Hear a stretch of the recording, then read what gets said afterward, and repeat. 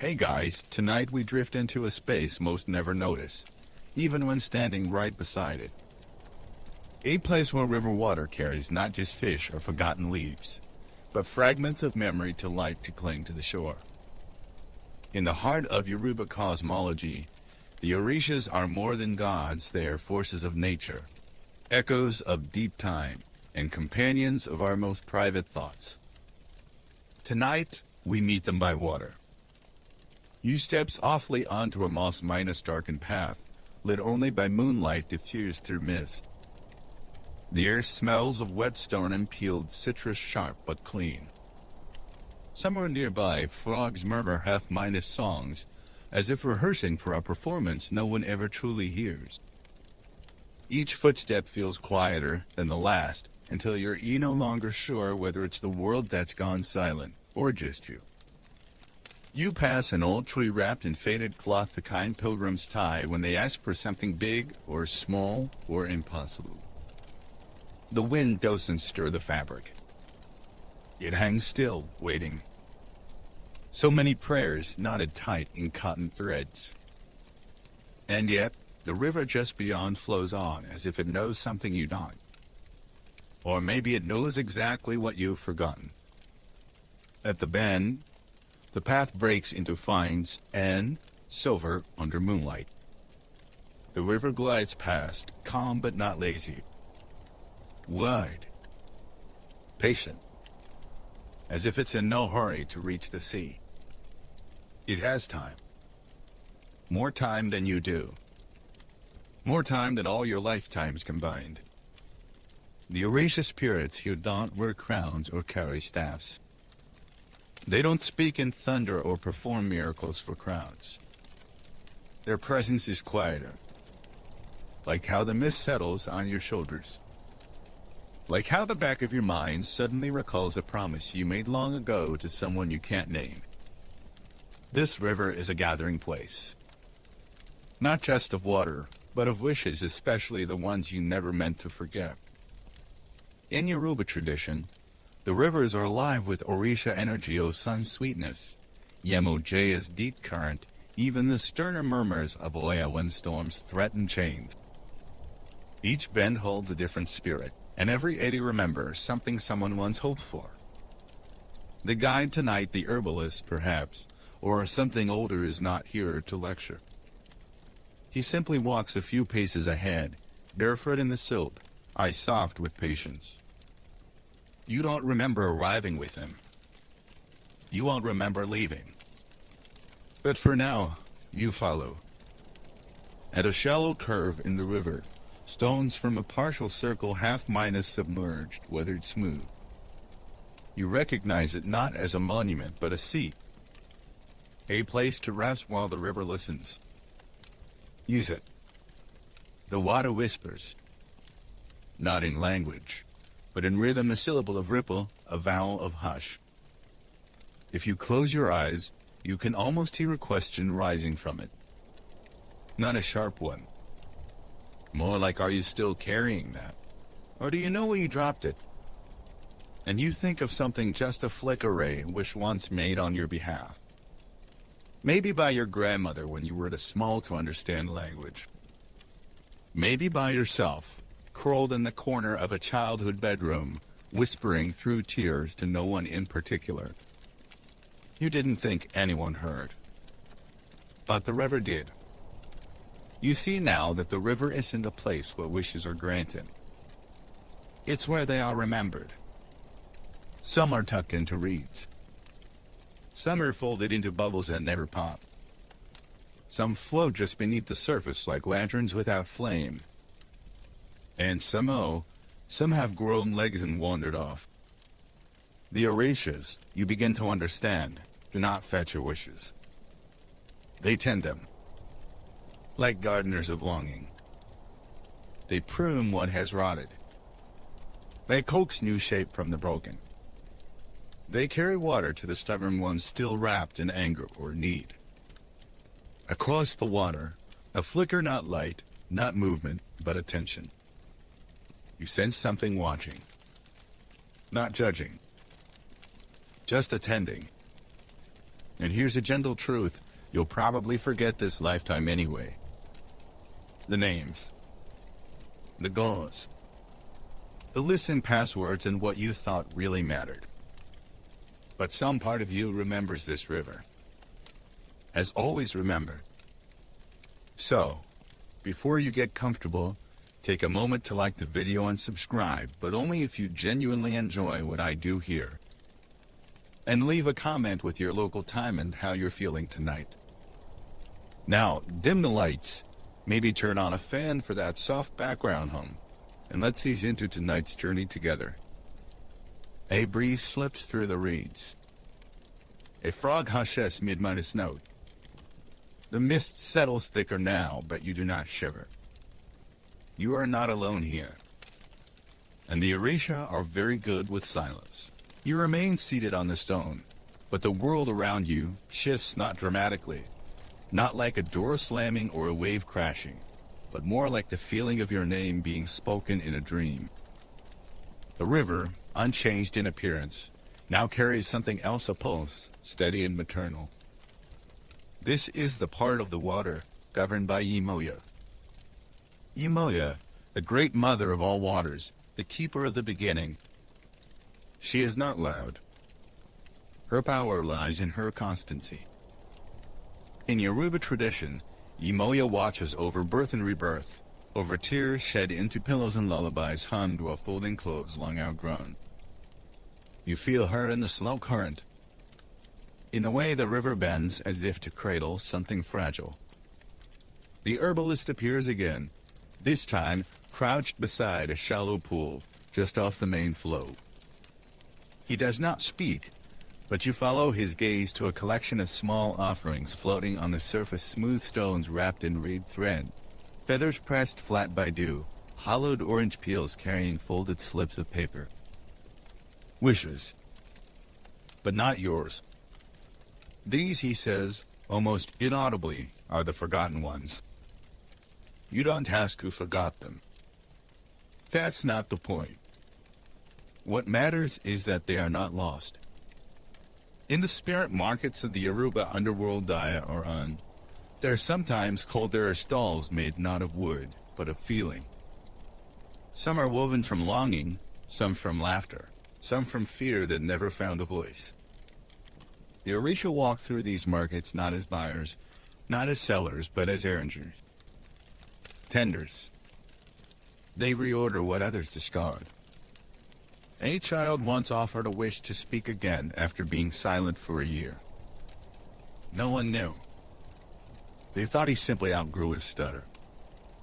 But that wish sits here now, folded in cloth dyed with indigo, resting in a reed bowl. Imoya has kept it warm. You lower your hand into the water. It's neither cold nor warm, just exactly what it needs to be. A fish swims past, silver-minus bellied and unbothered, and for a moment, you wonder if it remembers being a person. If perhaps in a previous life, it whispered a wish to be free of questions. And now it glides in currents that ask nothing. Do you remember your own forgotten wishes? Maybe not. Maybe they drifted out during a fever dream, or dissolved in a diary you never finished. Maybe you threw one away on a birthday candle and laughed because you didn't believe in magic anymore. But here's the gentle irony, the river remembers even when you do not.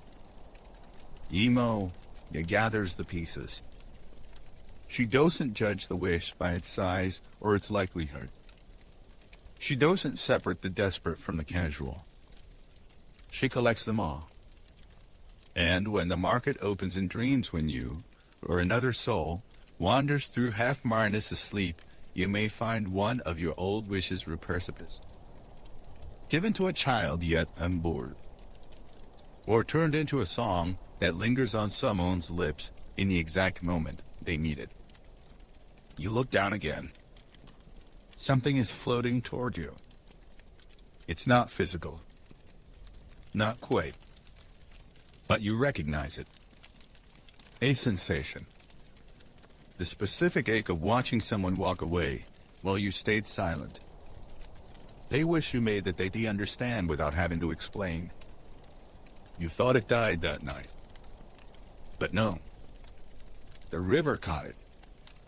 And the Orisha have kept it safe, not so it can come true in the way you hoped, but so it can find its way home in a new shape. Perhaps as patience. Or clarity. Or the sudden stillness you feel now, realizing that not everything unloved is unworthy. The herbalist begins humming. A low, even tone. The kind that makes your spine want to straighten and your heart want to sleep. He dips a gourd into the pool and offers it to you. The liquid inside smells of rain and something older, like cloth passed from hand to hand, generation to generation, each one adding a story but never writing it down. You sip. It tastes like lullabies forgotten at the edge of dreams. The Orisha are not here to answer your questions. They are here to remember what you loved before you knew how to say it. Across the pool, the mist perches slightly. A figure stands there. They do not move. They don't need to. It is you. But not the you see in mirrors. It's the version of you that made those forgotten wishes. Smooth. Vulnerable. Uncertain whether the river would listen. You do not cry. You do not run. You simply nod. Because you understand now the wish didn't need to come true. It needed to be heard. And it was. The figure smiles faintly. Then turns. And walks gently into the mist. The water ripples once. Then settles. The mist closes behind the figure, like a page turned without sound. Yori's still seated by the river, but now the stones beneath you feel warmer, like they've remembered sunlight. The herbalist pours the rest of the gourds, liquid into the water and stands slowly, hands dusted with fine sand. You rise too, though your body feels both heavier and lighter, like something inside you was lifted and replaced with something else, something rounder, gentler. The river is no longer just a river. It is a threshold now. Tonight, you step through one. The herbalist gestures upstream. The river twists into shadow, its surface scattering light like a bowl of polished obsidian.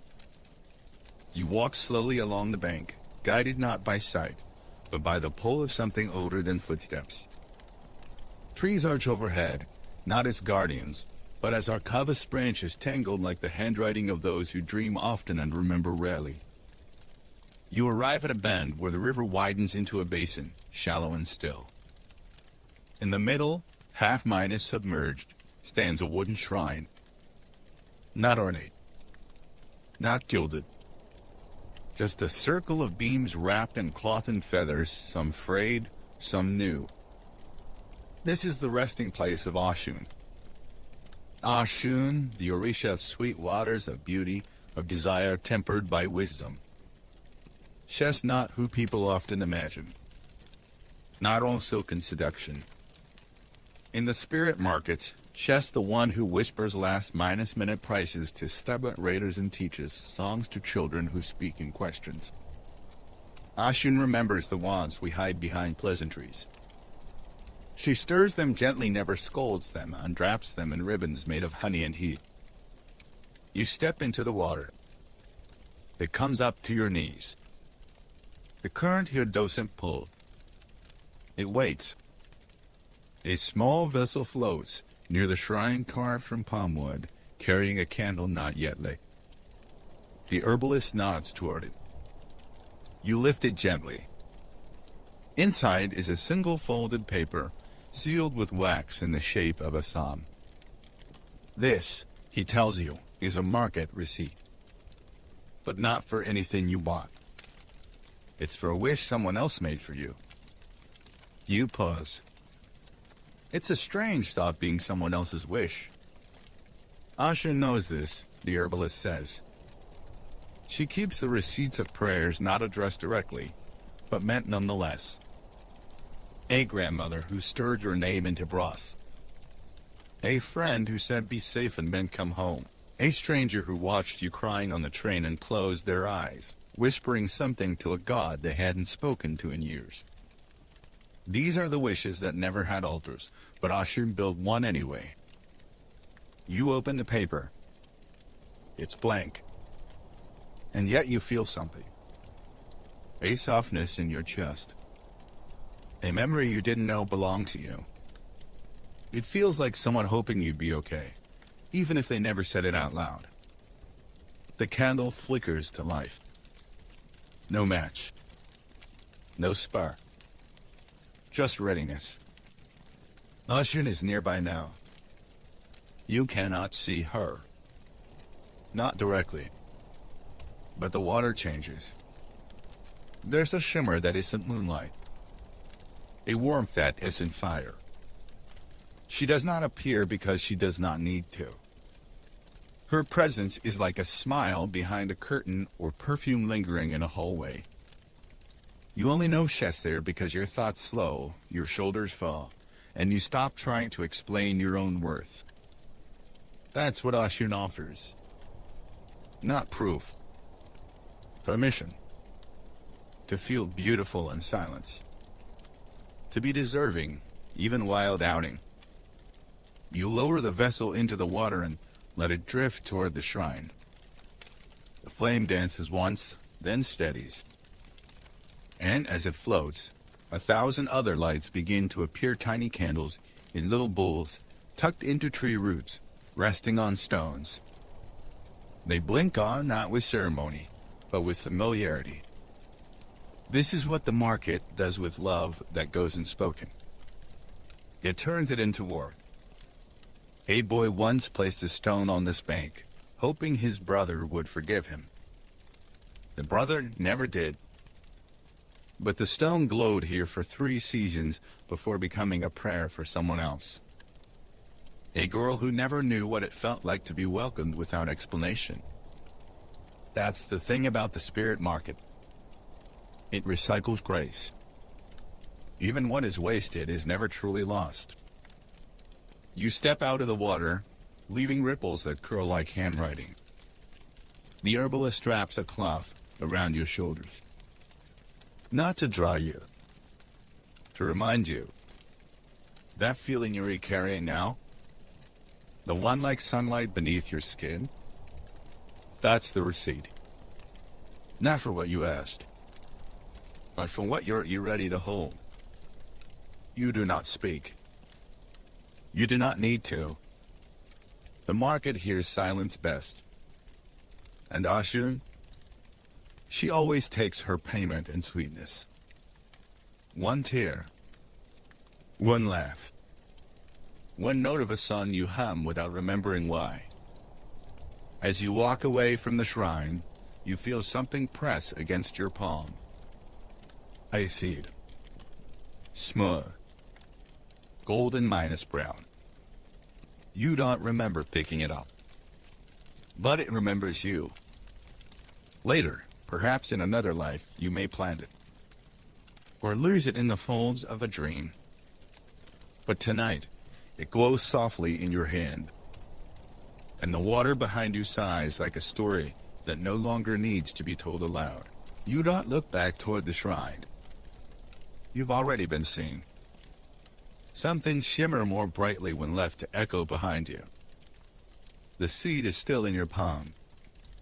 You don't close your fingers around it, it rests easily, as if it chose your hand on its own. The herbalist walks ahead again, his staff leaving soft prints in the mud that seem to fill in behind him, like the path refuses to record his passage. Yufa. The river narrows now, curling gently to the left, away from moonlight and into the shadow of wide minus-leafed trees. Their trunks arch upward and outward, like dancers mid-minus bow. From here, the market shifts. It hums lower. Less about longing now, more about balance. The herbalist leads you through a narrow gate carved from driftwood, each plank etched with swirling lines, some Orisha symbols, some old trader marks, and a few no one has translated in centuries. This is the quarter of exchange. And waiting just beyond it is Obatala. Obatala, elder Orisha of clarity, of pure light, of beginnings shaped by coolness and care. Where Ashu melted edges, Obatala sharpens them but not to wound. To clarify. To reveal the shape of things as they are when the fog lifts and all stories are set down. You find yourself in a clearing surrounded by stacks of items. Not market goods. Not trinkets. Things people gave up too soon. A pair of shoes worn only once. A half-filled journal, never finished. A child's rattle, carefully mended.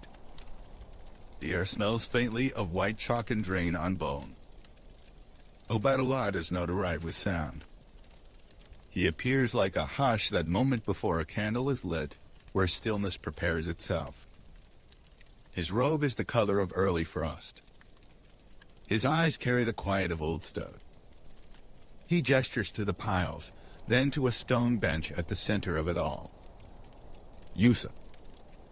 This, the herbalist says, is where forgotten intentions wait to be claimed. He kneels beside one of the stacks and gently lifts a folded cloth bundle. Inside a threadbare session, a wooden flute with one crack down the spine. A musician left it behind in a moment of grief. Not broken, just unplayed for too long. The soul still dreams in music, though. Obatala, it's a bowl filled with river clay. Smooth. Pale. Cool to the touch. You're invited to take a bit and press it into shape, any shape. A memory. A wish. A name you once carried but dropped. Anything half-minus finished. Anything softened by time. You press your fingers into the clay. It responds. Not like a mirror, but like a listener. Something forms beneath your touch. You don't recognize it immediately. That's fine. Recognition often comes late in the market. As you shape, the air shifts again. Obatala's hand hovers above the sculpture, not to correct it, but to bless its incompletion. In Yoruba cosmology, the herbalist murmurs, Obatala was the one who shaped humanity from clay. But he was once drunk on palm wine and made a few souls uneven. Crooked. Twisted. When he sobered, he wept. And the gods forgave him. Because even the purest intentions tremble sometimes. There's a quiet lesson in that. That imperfection is not failure. It's just the evidence of being touched. You place the shape still soft onto a slate beside the bench. Obatala sprinkles white powder around it, crushed snail shells, traditionally used for sacred markings. The air hums briefly, as though acknowledging the offering. You may never finish what that shape represents. And yet, it is seen. Obatala leans forward. In your ear, not with voice, but sensation, you feel the words. Clarity does not erase softness. It simply makes room for it. Another traveler enters the clearing behind you. They carry a stack of faded papers, written in a language even they don't remember how to read. They sit across from you and begin to tear the pages slowly, each strip placed into a shallow bowl of river water. Not to destroy, but to transform. Beside them, a third person arrived. They lay a stone necklace on the earth. Obatala, if said briefly, nods once, then places it in a silver basin shaped like a crescent moon. These moments are not shared aloud. They are private restorations. This is the part of the market where nothing is bought or sold. Only returned. A bowl of white liquid is passed to you thick, sweet, cool. Obatala's milk. Not literal, of course, but a sacred libation. In ceremonies, it is offered to honor those seeking peace, seeking clarity, seeking forgiveness from themselves. You drink slowly. It tastes of simplicity, of absence made tender, of mornings when you woke and remembered to love yourself before remembering who you were supposed to be. Across the space, the stacks do not shrink. They rotate, as if the intentions within them are slowly remembering their own shape. You are invited to leave one. A slip of thought, a word, a gesture. Anything you've been holding on to, not to discard, but to offer. You reach into your sleeve and realize the seed is gone. In its place, a folded paper. You didn't put it there. You open it. One word, wait. You place the paper among the other objects and step back. A battle of buzz, slightly. Not in reverence. In rhythm.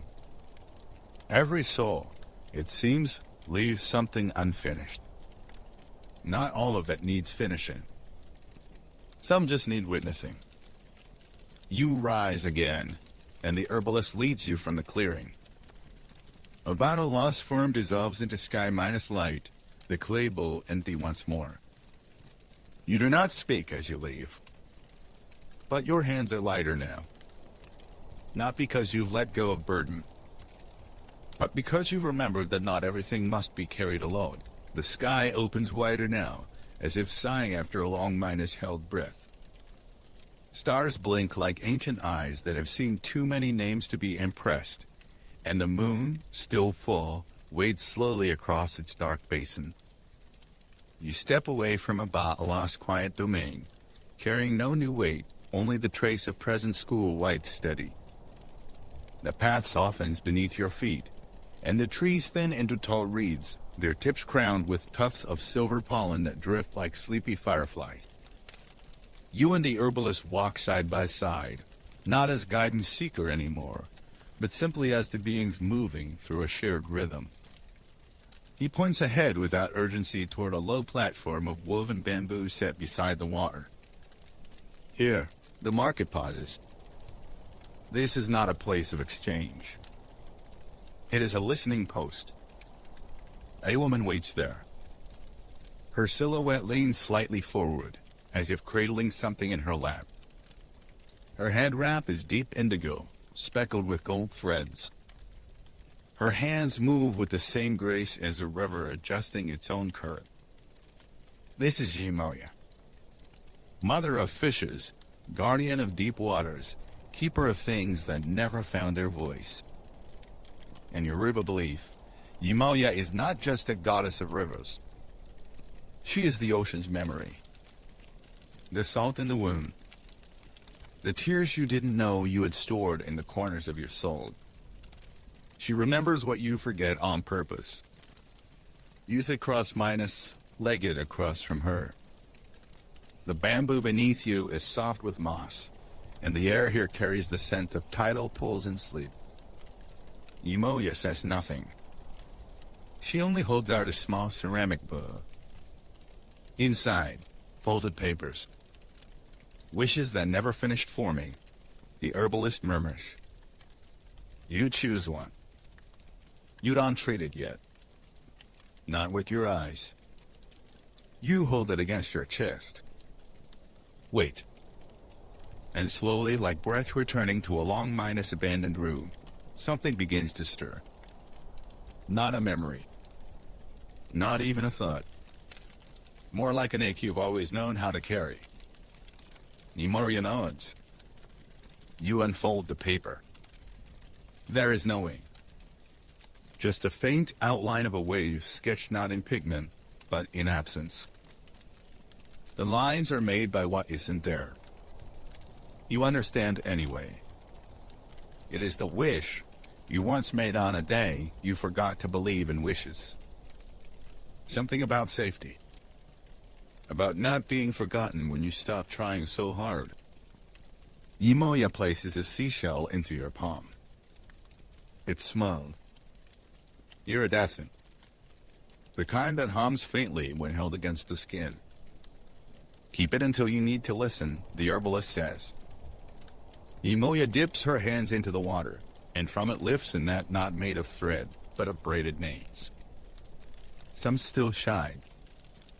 Others have frayed. But all are intact.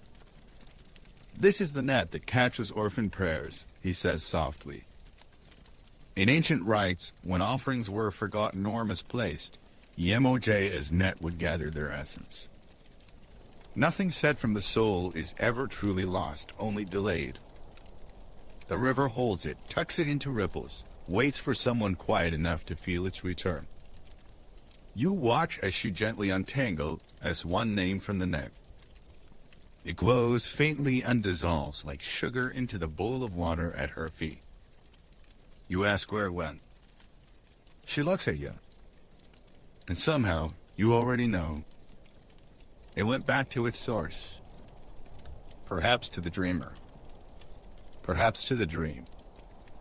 You ask if any of your wishes have made it here. Imoya doesn't answer.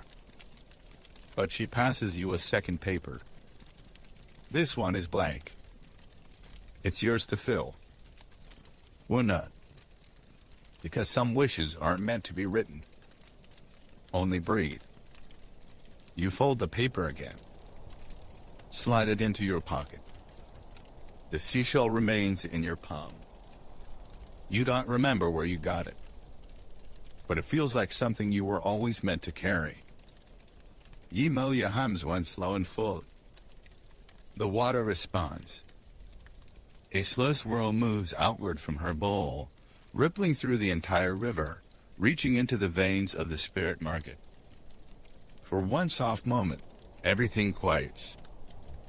Even the wishes hold their breath. You place your hand into the water beside hers. It's warm. And cool. And neither. It is memory made kind. And then, she speaks not in words, but in the sound of your mother's voice, when she once sang you to sleep.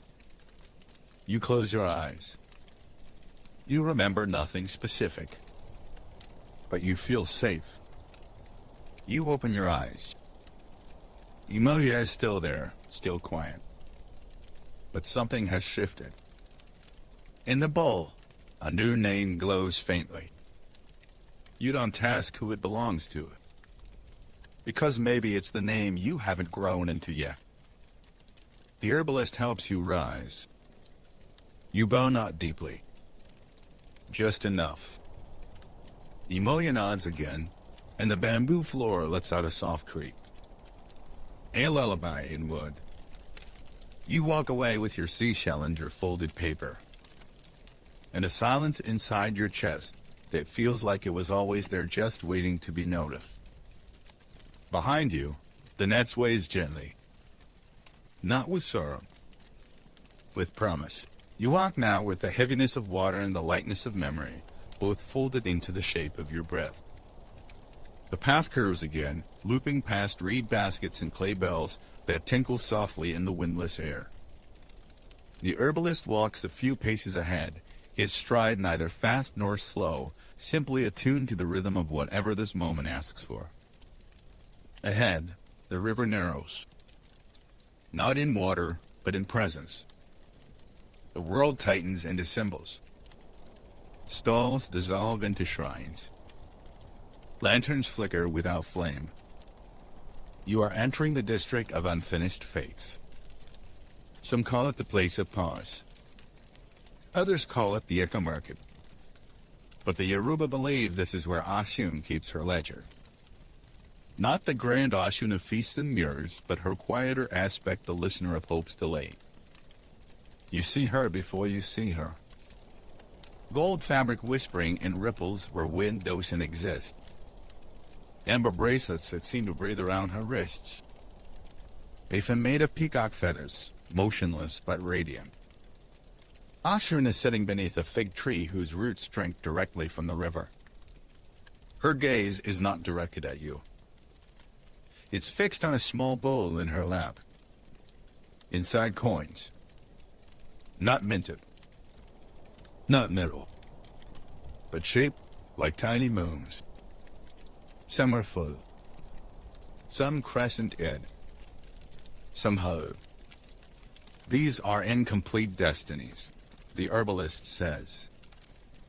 Lives started but never finished. Questions asked but never named. You kneel beside her. She doesn't speak. You don't either. She offers you a coin. Its crescent mine is shaped, cool to the touch, and hums very softly when held between both palms. You ask what to do with it. The herbalist shrugs gently. Whatever you like. Toss it, bury it, return it. It's yours now. In Yoruba divination practices, especially within IFA, destiny is not a single thread. It is a bowl of paths. And the path chosen by you or by spirit can curve back, loop forward, or pause for centuries. This coin is from one such pause. You place it into your pocket beside the seashell. Ashun smiles now. Slightly. Not at you. But at something just behind you. You turn. No one there. But the shadow of a bird crosses your shoulder, a heron, perhaps, or something older. Something that used to be a heron before it remembered how to dream. In this place, omens do not shout. They bow. The herbalist steps to a nearby platform and picks up a small, square mirror. It's cloudy. You look into it anyway. At first, nothing. Just a faint suggestion of light, like fog tracing an outline. Then eyes. Yours, but older. You blink. They vanish. The mirror isn't cursed. It's slow. It reveals only what lingers long enough to be witnessed. You set it down carefully, and notice a bowl beside it filled with dried petals. Wishes once placed beneath pillows, the herbalist explained. Some bloomed. Some didn't. A woman once buried 3 petals beneath her husband's bed, hoping he would speak her name kindly in his sleep. He never did. But years later, her granddaughter found the petals still fragrant. She brewed them into tea on a quiet evening, and slept, for the first time in decades, without dreaming of being forgotten. You wonder which petal was hers. You pick one. It's light. Almost not there. You don't keep it. You place it back. Because sometimes, a story isn't yours to carry. Ashu nods again. She rises slowly, gracefully, as if her bones are tuned to river currents. She walks toward the water, and the river rises to greet her, not in waves, but in scent sugarcane and brass and childhood laughter you didn't know you still remembered. She touches the surface. And where her fingers brush, tiny lily pads unfurl. Each one bears a symbol cowries, combs, snakes, drums. One bears a door. Another a hand. You point to the hand. The herbalist shakes his head. It's not for touching. It's for remembering. In Yoruba, our symbols are spirits in disguise. The hand may not be a hand. It may be a debt unpaid. A promise unopened. A memory from someone else's bloodline, now passed on to you for safekeeping. You kneel again beside the water. The coin in your pocket grows warmer. Ashin turns her gaze upon you now fully. You feel it land in your chest like a soft palm. And in that moment, you recall something. You once stood at a river's edge, lifetimes ago, and promised to return only when your voice had softened into song. Maybe tonight is that return. Ashun steps back from the river. Her work, whatever it was, is done for now. The coins in her bowl settle. The tree above her drops a single fig. The herbalist catches it, hands it to you.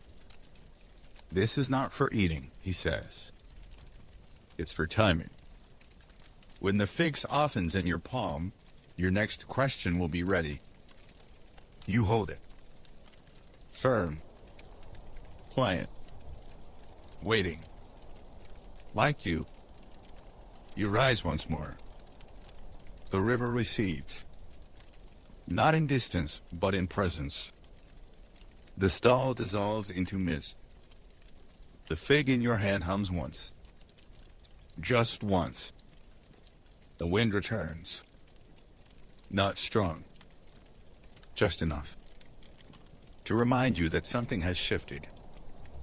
You follow the herbalist down the narrowing path, and behind you, the bowl of coins is no longer visible.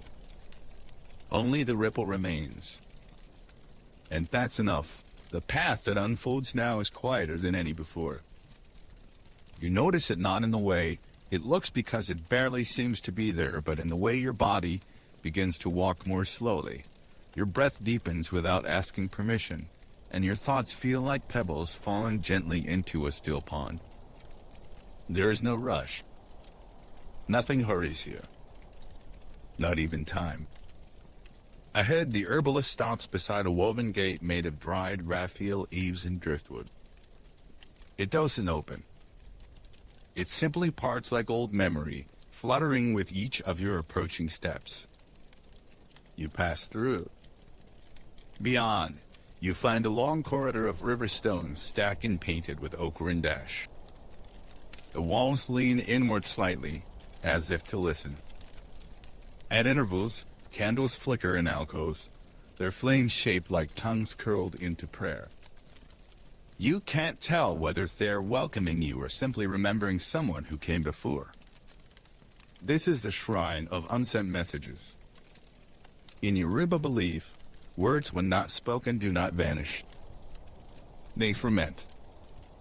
And in certain spaces, they take form. Some become birds. Some become fruit. Some settle into riverbanks, waiting for someone brave enough to kneel and whisper them back into wind. You pause near a shrine built of 7 stones arranged in a loose spiral. At its center, a bowl of river clay and charcoal. This is where unspoken apologies come to rest, the herbalist says. Not to be forgiven, just to be held. He hands you a strip of cloth. No ink. No pen. You're meant to speak into it. Gently, you hold it to your lips. You don't shout. You don't explain. You simply breathe out the name of someone who still flickers in the quiet edges of your mind, someone you wronged, or perhaps someone who wronged you. Or maybe just someone you never got to understand. The cloth softens. Not visibly. Not like magic.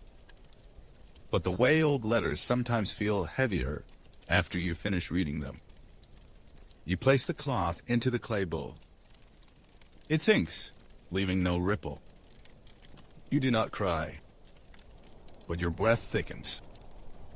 Like incense rising in a house where someone once waited too long to be seen.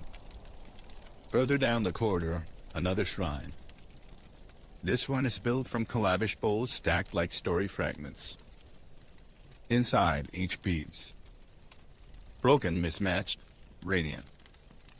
These, says the herbalist, are wishes never spoken aloud. Not because they were shameful. Just delicate. He lets you peer into a bowl filled with pale green beads that smell faintly of crushed lime and dulled parchment. They belong to a girl who wished to become a priestess, but never dared to ask.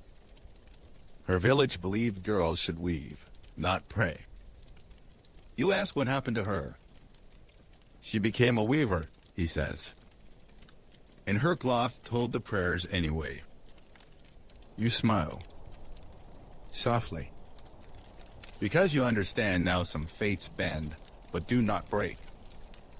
At the next alcove, you find something unexpected, a small brass bell suspended above a bowl of sand.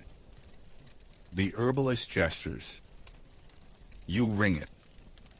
Not loudly. Just once. The sound is high and thin, like a thread drawn across glass. And with it comes a memory that isn't yours. A mother standing at a river's edge, calling her daughter's name just before dusk. The child never returns. But the echo settles into the reeds, and every year on the same evening, the wind sings back a name only the mother can hear. You step forward. The corridor opens into a chamber, round and silent, save for the murmur of distant water. Here, the walls are lined with baskets. Dozens. Maybe hundreds. Some sealed. Some open. Some humming with a sound you feel more than hear. These are the baskets of the unsent, the herbalist says. Prayers, farewells, confessions, all of them placed here by those who didn't know where else to put them. You kneel beside one with a broken lid. Inside, a child's drawing of a boat with wings. A strip of bark with 5 tally marks. A lock of hair. A coin not meant to buy anything, just to carry weight. You ask who collects these. No one, the herbalist replies. Or everyone. He picks up a small jar sealed with wax. Holds it out. You don't take it. Not yet. You ask what's inside. A voice. Waiting. You hesitate. He smiles. You don't have to open it. So you don't. You carry it instead. Some burdens, it seems, become softer when held without interrogation. You exit the chamber with the jar in your hand and the cloth of your breath lighter than before. Outside, the river sounds closer again, though you haven't returned to its banks. You look at the jar. It's warm now. Just slightly. Like a secret that no longer needs to be hidden, only held. In the distance, you hear something. Not words. Not wind. But a kind of humming low, ancient, familiar. The herbalist turns toward it. The river Orishas are weaving again, he says. Someone's forgotten wish must have softened enough to be remembered. You ask how they know when to start weaving. He chuckles. They don't. They just listen. And when a wish sighs instead of shouts, they pick up their thread. You wonder now if any of your sighs have ever been stitched into the sky. Maybe. Maybe not. But that's not the point. You feel the jar shift in your hand. Just slightly. You'll keep it a little longer. Not because you need it, but because some silences deserve a companion. The herbalist walks ahead. You follow. And behind you, the chamber of unsent messages does not close.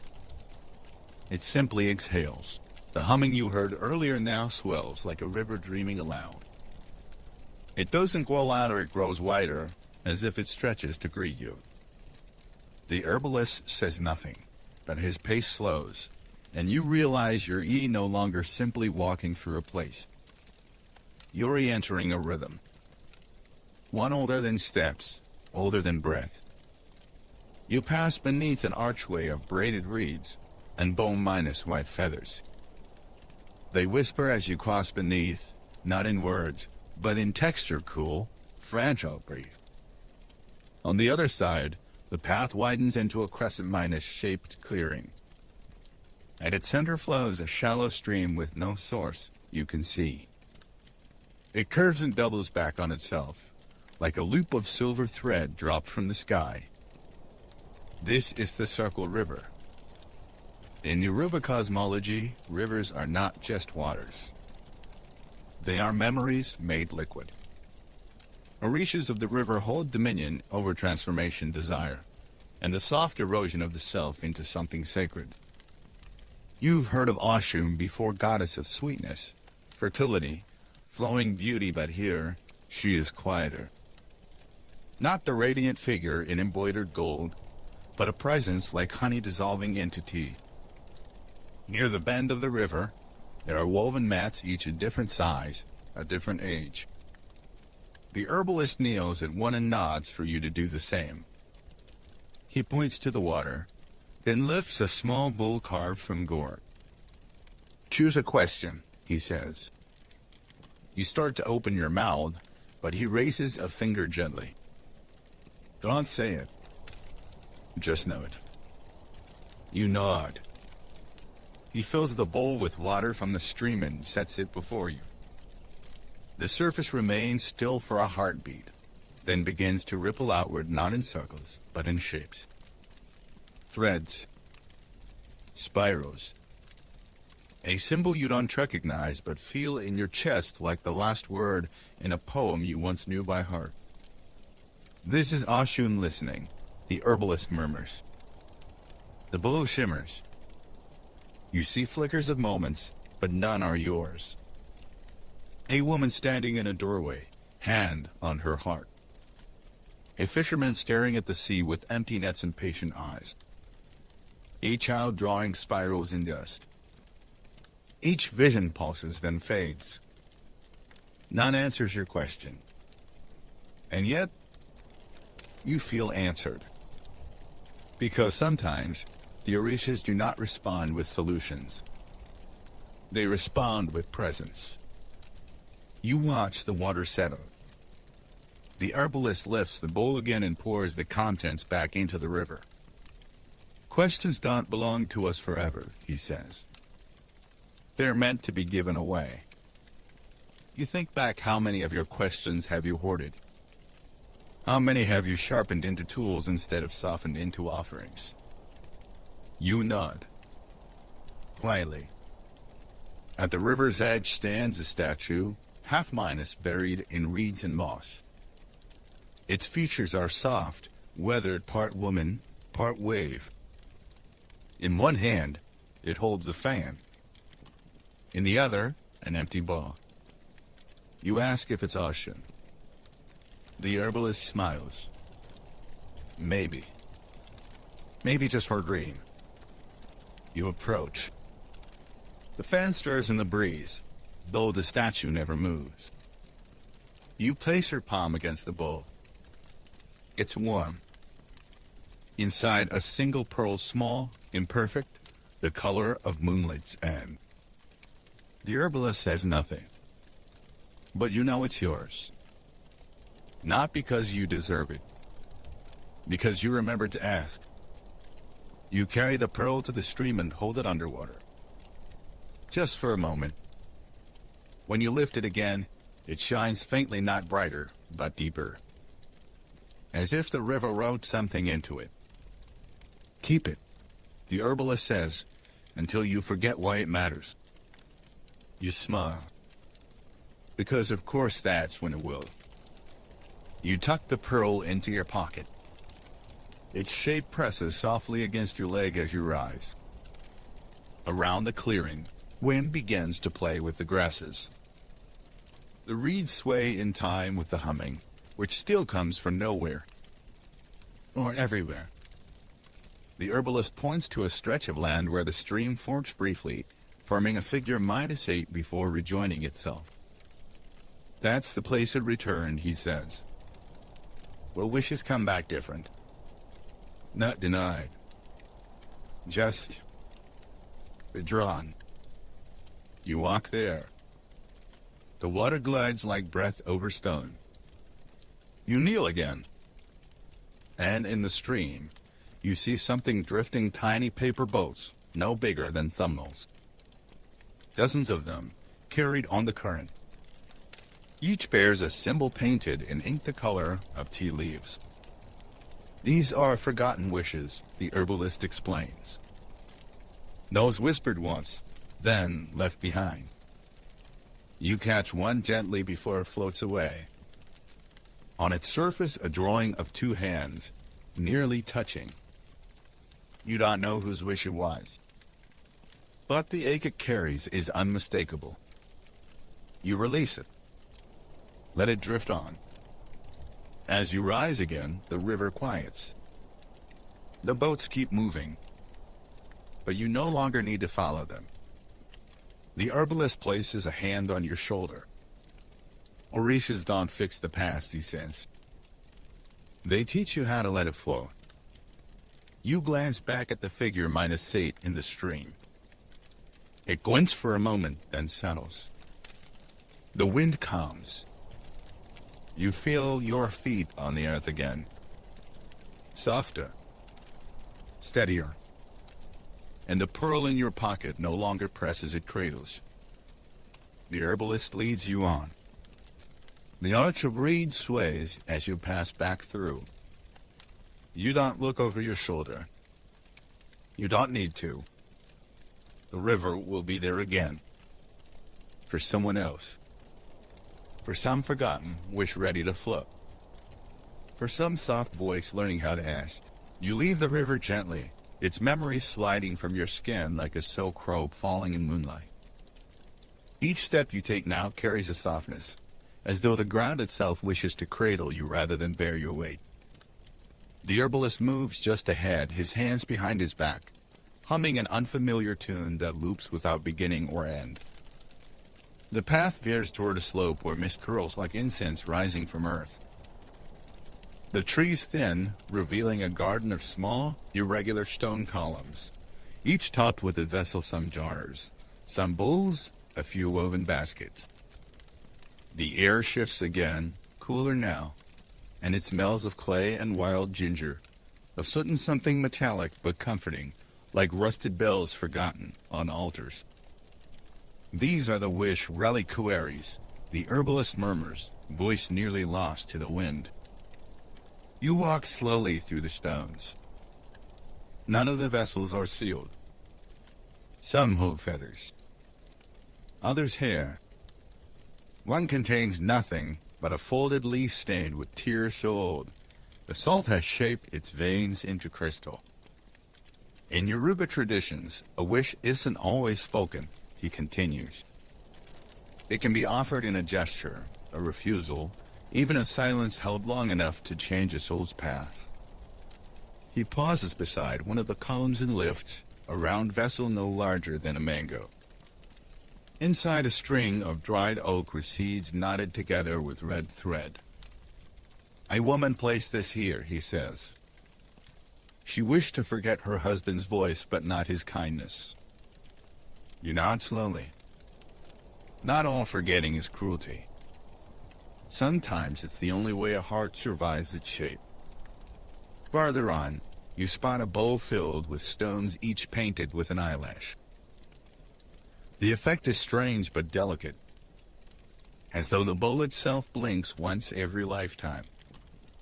What's that one? You whisper. He peers in.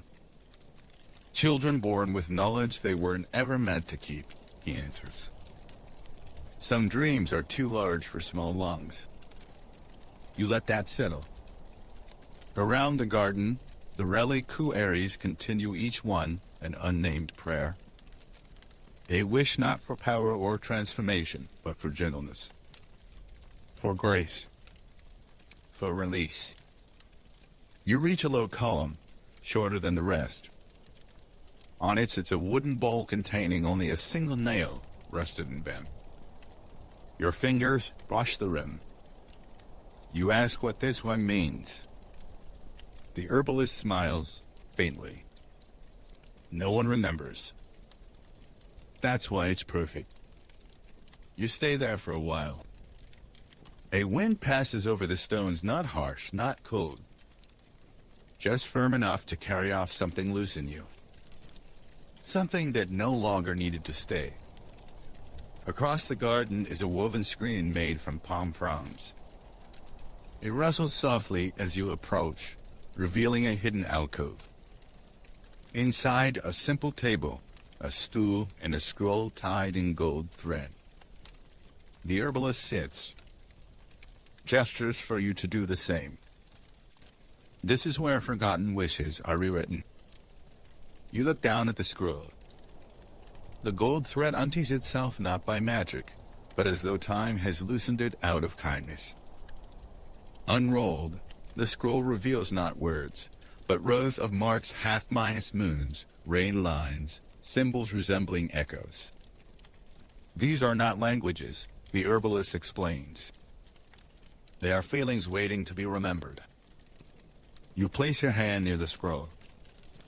It warms beneath your palm. One of the marks pulses faintly, a wave shape, nested inside a spiral. You don't know what it means, but you know it's yours. He offers you a reed pen and a shallow dish of ink. The ink is made from kola nut, river soot, and the breath of a sleeping cat. He says with a smile you don't fully understand but believe. You dip the pen. You do not write a word. You draw a shape, a curved line, then another crossing it like a bow bent in rest. No one tells you if it's correct. No one needs to. The scroll receives the ink like soil takes rain. You roll it back, the shape still glimmering faintly. The herbalist ties the thread once more and places the scroll into a basket beside the stool. It will be read by no one, he says. And still, it will echo. You rise. A small breeze finds you again, cool against your cheek. You look around at the reliquaries. No two alike. No two demanding to be known. The herbalist begins to walk. You follow. Behind you, the reliquary garden returns to silence. Only the rustle of one palm leaf remains, whispering something like, yes. Or perhaps, not yet. The mist thickens slightly as you walk, and the herbalist lights a small lantern, just enough to see the roots beneath your feet. You remember the feathered bowl, the knotted seeds, the nail with no name. You carry none of them now, but each has left a softness with certainty used to live. You glance up. The mist thins ahead. Another clearing waits. But before you step into it, you turn back one last time. And this time, you see it clearly. Each reliquary glows not brightly, but steadily, like wishes that no longer demand. Only witness. You step gently out of the reliquary garden and into a wider, more open space, where the land is bare, but not barren, just quiet in a different way. The earth here is darker, damp with recent memory, and you walk slowly so your steps don't disrupt the hush. The herbalist does not lead this time. He walks beside you, palms facing the sky, as though even his hands want to stay open to what comes next. Ahead is a ring of stones, smooth and low, encircling a depression in the earth. At its center, a small pool shimmers not with water, but something softer.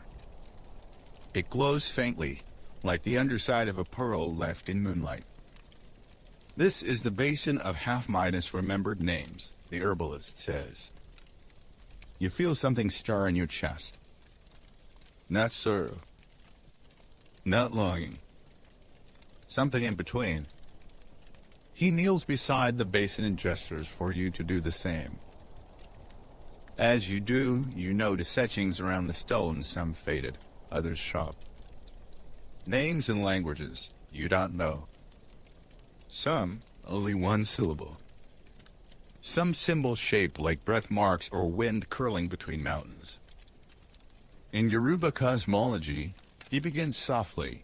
The soul is named many times, once by the mother, once by the ancestors, and once by the river that saw you before your body was ready. You trace your fingers along a mark shaped like the leaves leaning toward one another. What does this one mean? You ask. He tilts his head. No one knows. But it's felt. You nod. That's enough. The basin ripples suddenly not from your touch, but as though something within it exhaled. You lean in. Reflected there is not your face, but flashes of gestures, a hand closing a book, a child lifting a bowl, someone walking away beneath red skies. None of it is clear, but all of it feels like yours. The herbalist hums a soft, weaving tune that reminds you of lullabies without words. The basin stills again. He reaches into his robe and pulls out a folded cloth. Inside it a string of beads, mismatched in color and texture, some smooth, some jagged, one carved into the shape of a tiny tortoise shell. These are used by spirit readers when someone forgets the name that once kept them safe, he says. Each bead is a story. You don't need to know which is yours. Just choose one that doesn't ask too loudly. You let your fingers hover, then land on a bead shaped like a half-minus moon, etched with shallow grooves like tiny waves. You hold it in your palm. The weight is familiar. Oddly so. As if you once placed it on an altar or buried it in a garden you never returned to. He nods slowly. Place it in the basin. You do. It doesn't sink. It doesn't float. It rests just beneath the surface where water meets memory. The ripples begin again, this time in slow concentric waves.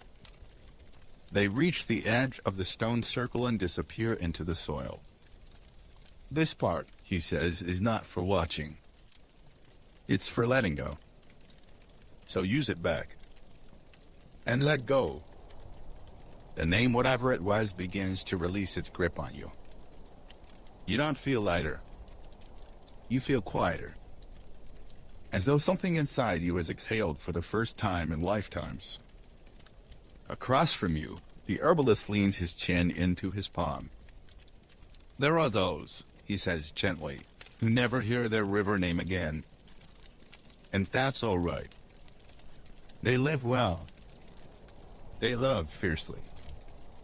But there's always a moment just before sleep, or just before death, when they feel it tugging again.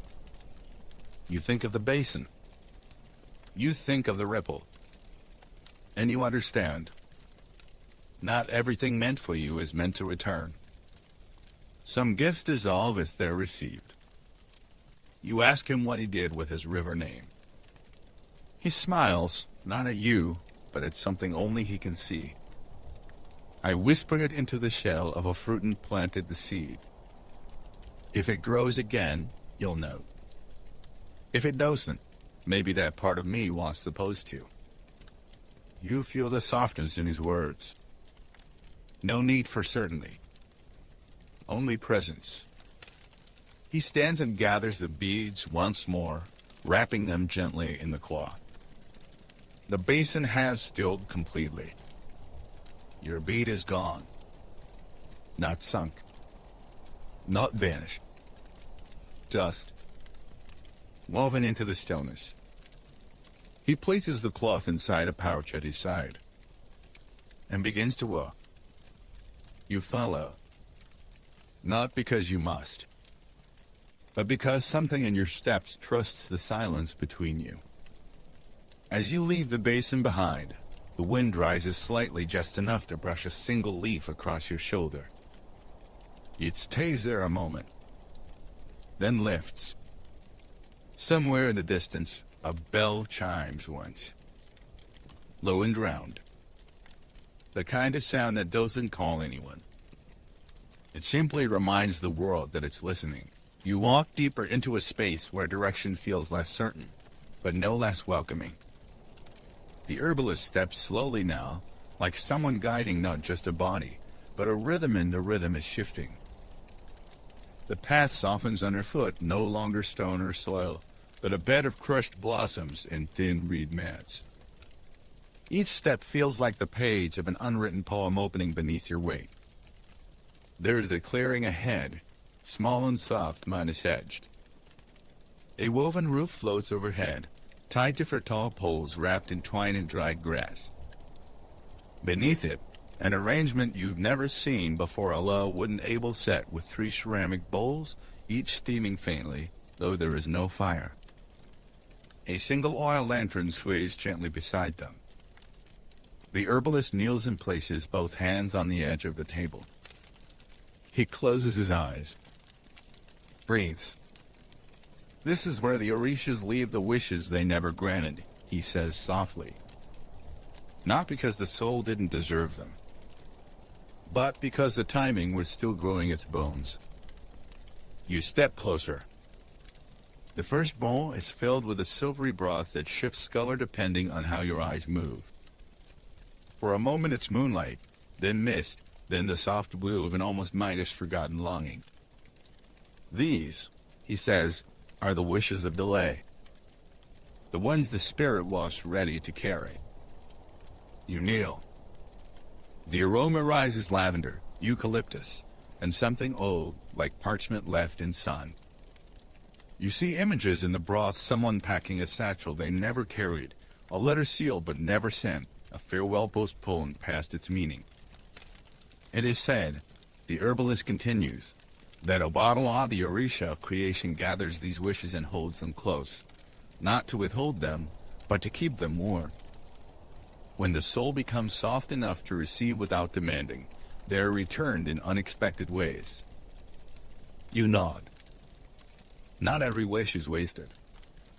Some become pillows for the next life. He gestures to the second bowl. This one glows faintly red, like the inside of a closed eye. The steam carries a tang: dried pomegranate, rain on clay, something like old courage. These, he murmurs, are the wishes of surrender. The ones offered only when the soul was too tired to keep asking. You gaze into the bowl and see nothing at first. Just a flicker, like a wick refusing to die. But then shadows take shape. A woman setting down a bundle at a crossroads. A child letting go of a handmade boat on a river. A young man choosing silence over another argument he won't win. They were heard, he says, even when whispered into pillows, even when buried beneath sighs. You ask where those wishes go. To a soon, he replies, the river mother. She ties them into reeds and sends them drifting until someone else finds them and recognizes the shape of their own longing. You look again. One of the wishes, if that's what it is, bears your hands. Your movement. A gesture you've made in silence, perhaps many times. You breathe it in and feel your shoulders settle. Not everything needs to be answered. Some things just need to be witnessed. He nods toward the final bowl. This one is still. Not steaming. Not glowing. Just a simple, wide bowl filled with clear water and 3 floating flower petals, perfectly spaced. These are the wishes of our term, he says. The ones that were made in other lifetimes and have made their way back. You lean over the water. It shows you an orchard in spring. Not this one. Not no.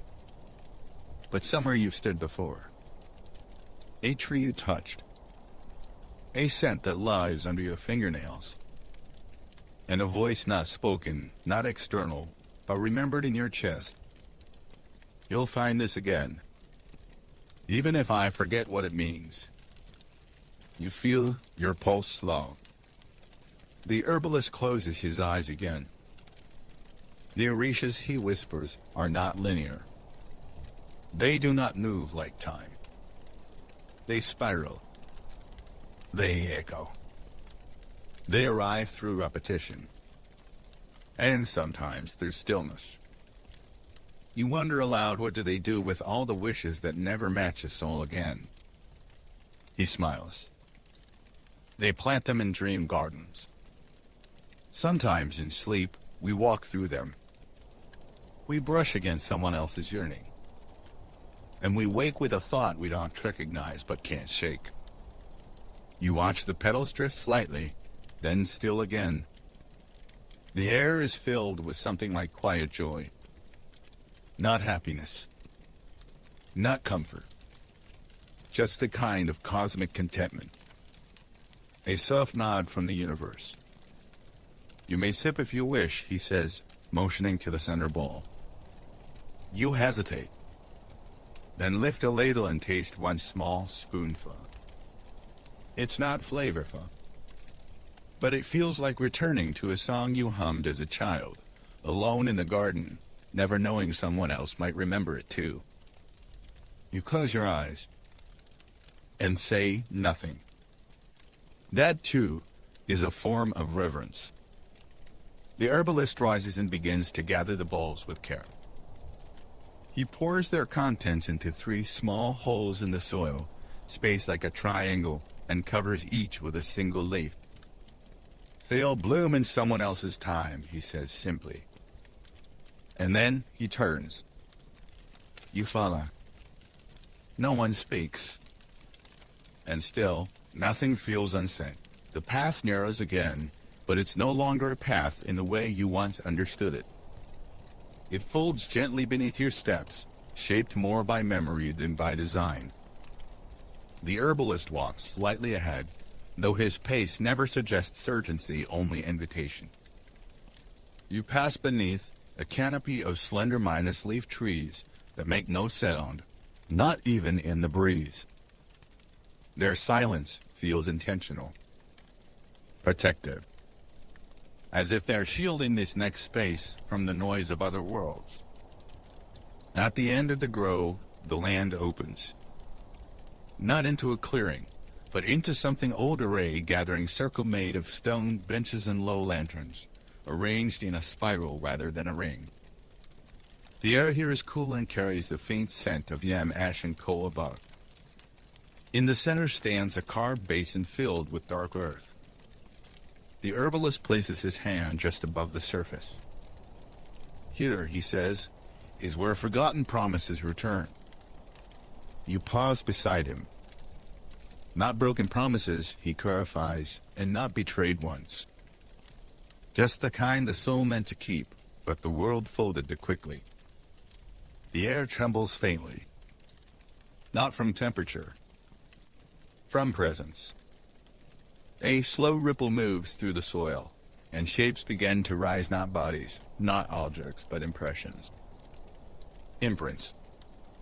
The shape of a hand that once swore to come back.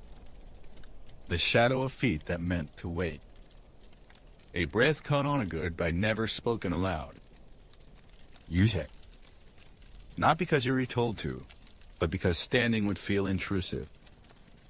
These are known as the ills of wind. The herbalist continues.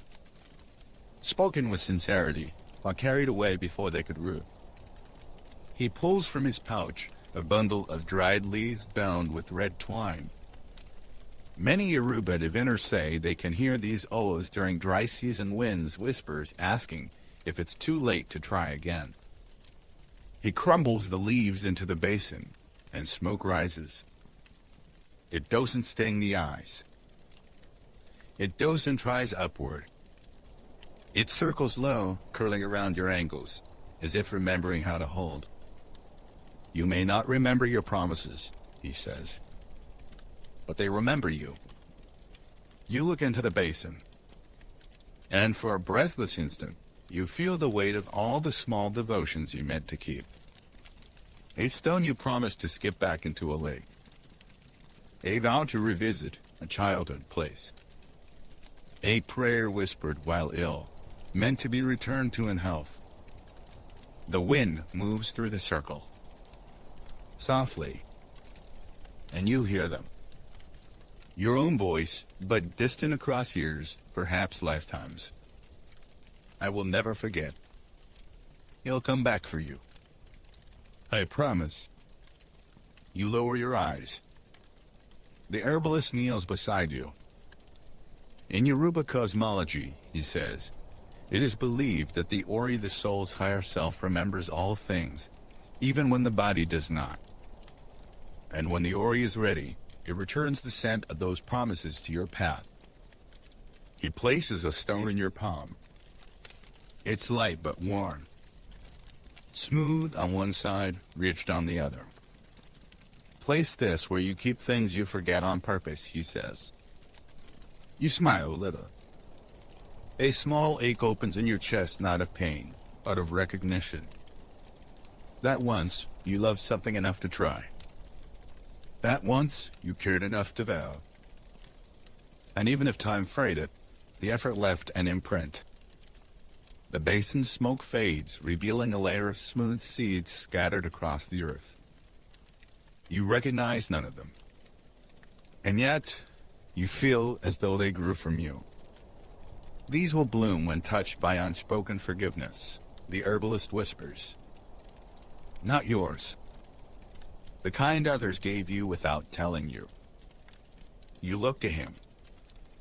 But what happens if no one forgave me? He smiles, eyes soft.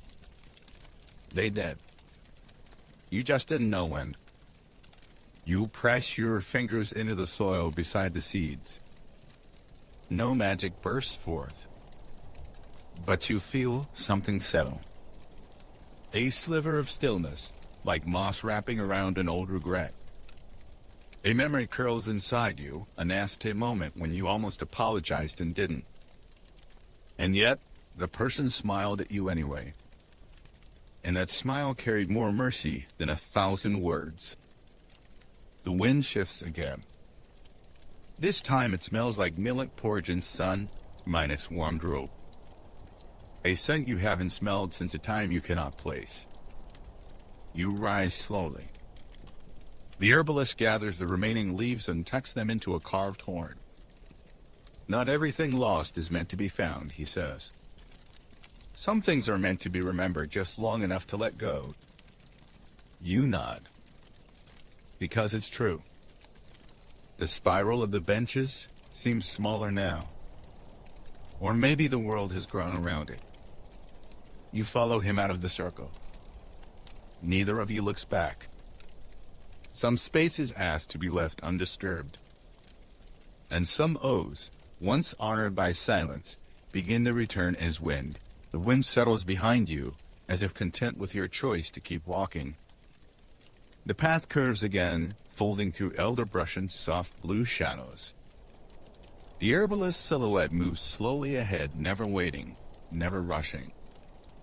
He knows that every soul catches up to itself when it's ready. Eventually, the trees grow sparser. The garden breathes wider. And soon, the path ends where the sky begins a flat expanse of smooth stone, warm from old sunlight and scattered with pale feathers and weathered bones. At its edge, the river. Not just any river, and not the one you first imagined. This one is slower, wider. It doesn't rush. It waits. A mist glides lazily above the surface, reflecting stars you don't recognize. Their light bends gently, as though even the cosmos is choosing softness tonight. The herbalist points not across the water, but along its edge. You follow. Along the bank, placed with quiet care, are bundles wrapped in linen, tied with twine, tucked in clay. Some are cracked, some untouched. If you hum faintly when you pass. These, the herbalist says, are forgotten wishes. He kneels beside one. Doesn't open it. Just places a palm against the cloth. When someone casts a wish into the world but forgets to water it, or turns away too soon, it drifts here, carried by the Orishas of the river. You kneel too. And the first thing you feel is a strange, quiet joy. Like finding a letter written in your own hand, but never mailed. Inside the bundles, you sense things you once longed for, the courage to speak a truth. A reunion you dreamed of. A purpose you shaped in childhood but set aside to grow practical. They're not punishments, he says. Just resting. waiting for someone to notice them again. He unwraps one gently. Inside a single glass beaten slip of paper, it sinks mirrored, the writing soft. It reads, "I want to be kind, even when I'm tired." You feel it settle in your chest like a tiny bird remembering how to rest. In Yoruba cosmology, the river Orishas are not gatekeepers. They are stewards, carriers, rememberers. Each wish forgotten by the waking mind becomes a thread gathered by the waters, braided into strands of potential, placed along the river's bend like seeds awaiting the right hand. One Orisha in particular, Oshun, the river goddess of sweetness and clarity, is said to keep the gentlest of these wishes in her own golden bowl. Wishes made in secret. Wishes whispered into mirrors. Wishes never told to anyone, not even yourself. Use it in silence. Around you, more bundles line the bank. And some, now that you notice, have begun to glow faintly. Not all forgotten wishes are meant to return, the herbalist says. Some just want to be remembered once acknowledged and released. He hands you a linen Midas-wrapped parcel. Small, light, tied with gold thread. You don't have to open it, he adds. Only touch it. You rest it in your lap. The moment your fingers press gently into the cloth, something flickers behind your ribs. Not an image. Not a sound. Just a pulse. And in that pulse, a memory returns a time when you nearly asked someone for help and didn't. Not from pride. Not from fear. But from forgetting that you were allowed to need. The bundle warms. Then cools. And you know it has been seen. You hand it back. The herbalist places it back with the others. You may forget this part, he says, when you wake. But don't be surprised if, next week, you cry while making soup. Or smile in the middle of folding laundry. That's just the wish finding its way home. He points to the river once more. The mist lifts slightly. And across the water, faint shapes move. Not human. Not spirit. Just motion. Intent. Presence. You can't name them. You don't need to.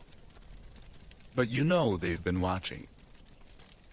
You ask if the river ever stops. He smiles.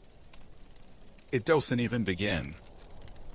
He rises, brushing the earth from his knees.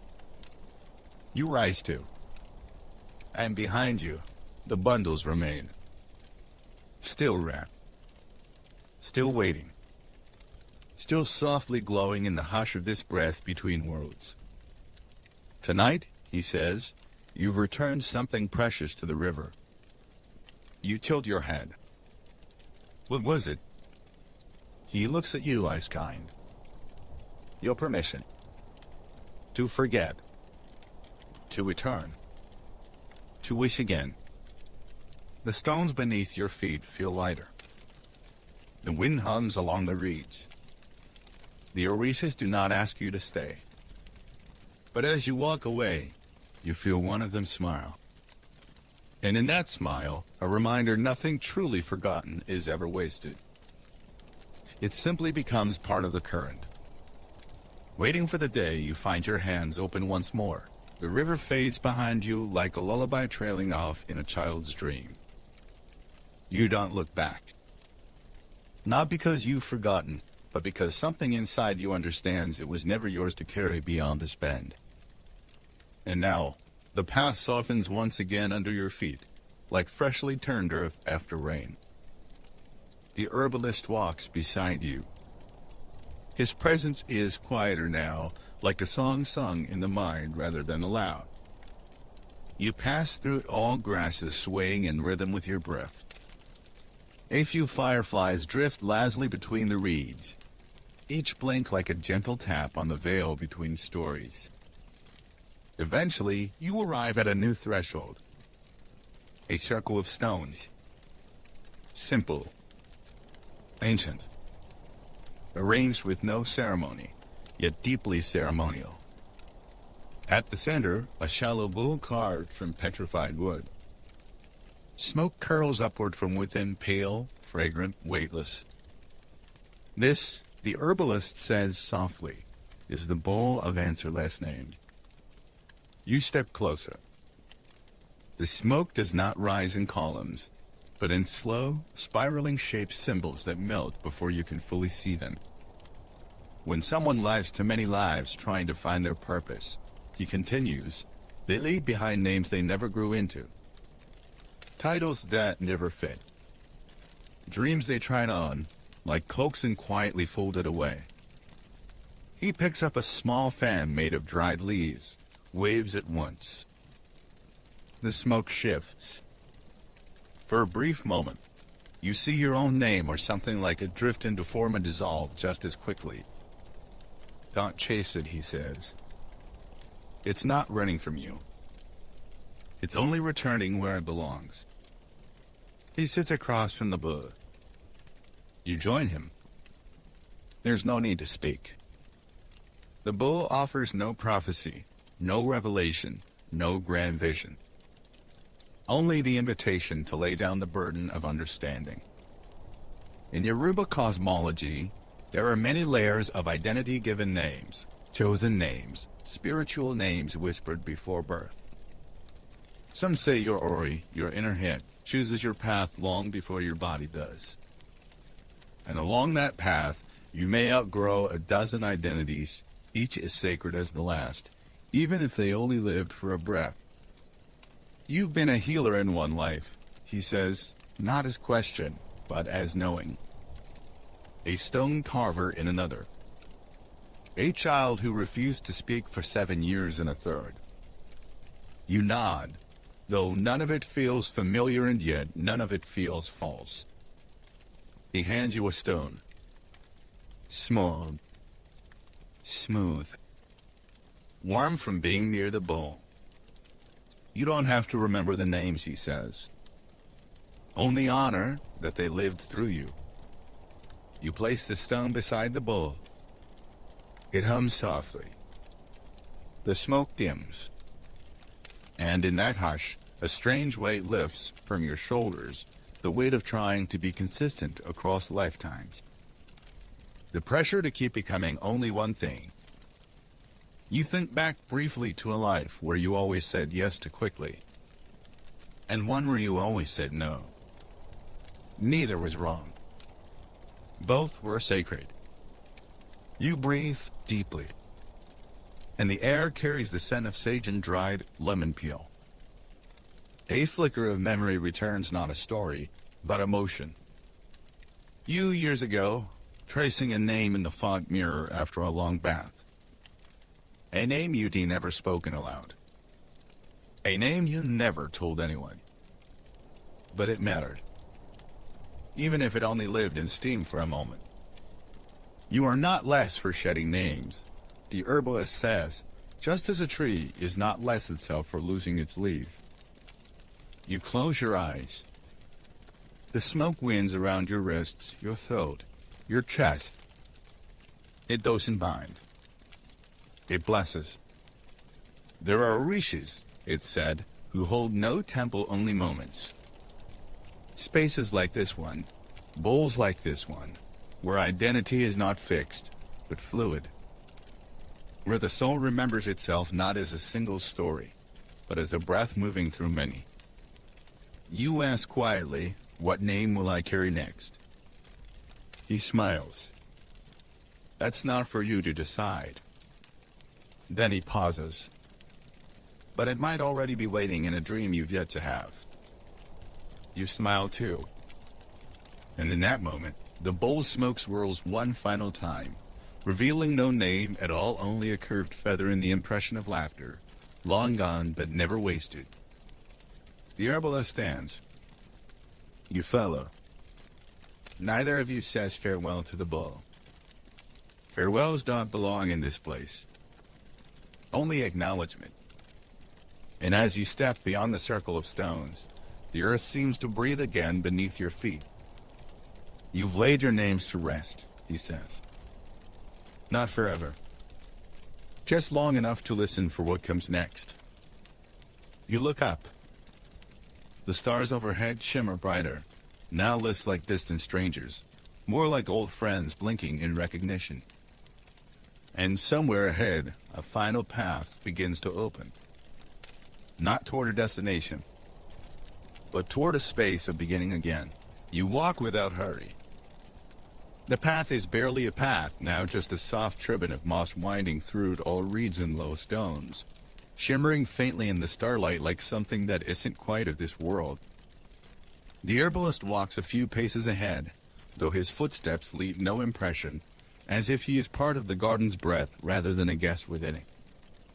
There is no wind, but there is movement.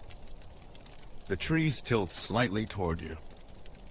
The ground exhales. And every few steps, a glow pulses from beneath the soil, like fireflies dreaming beneath the surface.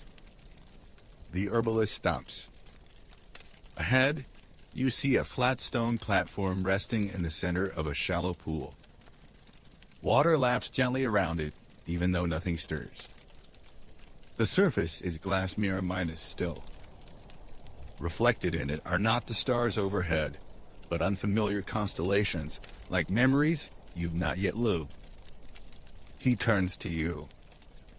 This is the last place, he says. Not of your journey. Just of this night. You step closer. The platform is encircled by bowls, 15 of them. Each carved from a different material: obsidian, driftwood, bone, coral, smoked clay.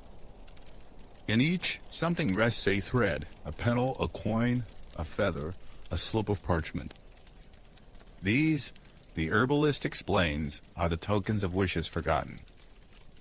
He kneels beside one bowl and lifts a piece of folded blue silk.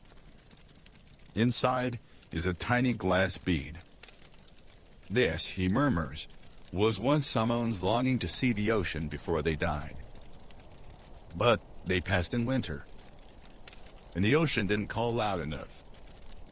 He places the silk back gently. He gestures for you to choose a bowl. You kneel, and your hand moves without your mind deciding. A bowl carved from cracked ivory. Inside a small wooden comb, a single black hair coiled in its teeth.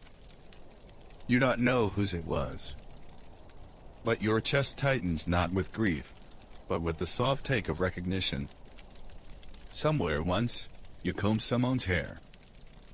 Maybe they sang as you did. Maybe they were quiet. Maybe they wept.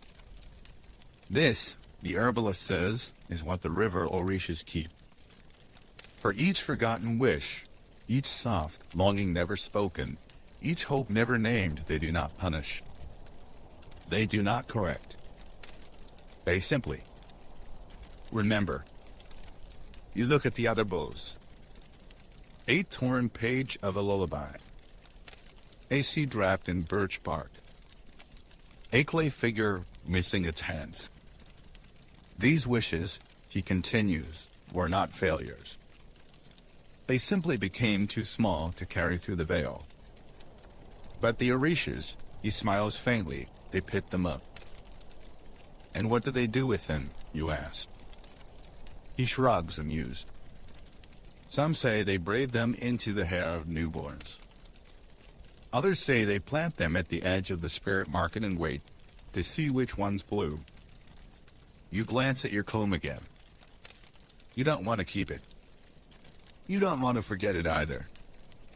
So you place it gently at the center of the circle where the starlight touches first. The platform hums softly. The water ripples once. And then the bowl is empty. You close your eyes. You think of all the little wishes you never said aloud. Learning to swim.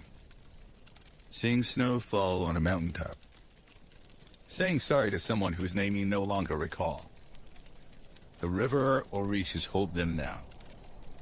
Not to fix, not to judge, just to hold.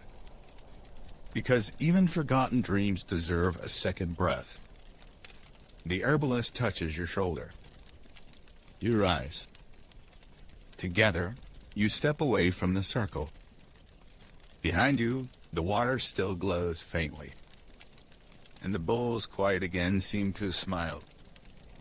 You walk a while longer, though you're not sure how far. The paths curve gently. The trees lean closer. And finally, you reach the edge of the garden. Ice soft, arch woven of dried reeds and bone charms sways in the windless air. This is why you return, he says. Not to where you began, but to where the world waits. You ask, why remember any of this? He considers. Not in the way you expect. But maybe tomorrow, you'll pause while brushing your hair. Or you'll hum a tune you didn't know you knew. Or you'll walk toward the sea without quite knowing why. He smiles. And when that happens, think the river. Not aloud. Just here, he taps the space between your ribs. You nod. You step through the arch. The moment you cross, the light shifts. The garden begins to fold inward gently, like fabric being tucked into a drawer. You feel no sadness. Only awe. Only stillness. Your body is your own again. But lighter. As though someone finally helped you set down a box you'd been carrying for lifetimes. Behind you, the garden exhales. And ahead your bed, your breath, your next dream. You've wandered far tonight. Not just through paths lined in moss or lit by starlight, but through memory itself yours, and not yours. Some steps were soft. Some questions remained unanswered, like pages left blank on purpose. But all of it has settled now like leaves on still water. You were never asked to fix anything. Only to walk. To witness. To remember how to forget. Somewhere in that dream minus market by the river, your name might still rest on a folded paper. Or perhaps a wish you never said aloud now hangs from a fig tree in windless air. Maybe the Orishas noticed. Maybe they smiled. And what you carry home tonight isn't knowledge. It's permission. To rest without needing to know. To listen without needing to explain. To dream without needing to return. So close your eyes if they're not already closed. Let the story dissolve gently, like mist at dawn. Let your shoulders soften, your breath deepen, your questions sleep. You've traveled among spirits in silence, across rivers that don't demand tolls, past markets where nothing is bought, only remembered. And now the night has folded itself around you warm, invisible, kind. Sleep, traveler. The garden is quiet. The river hums. The foxes watch. And somewhere, the dream orchid begins to bloom again. Sweet dreams.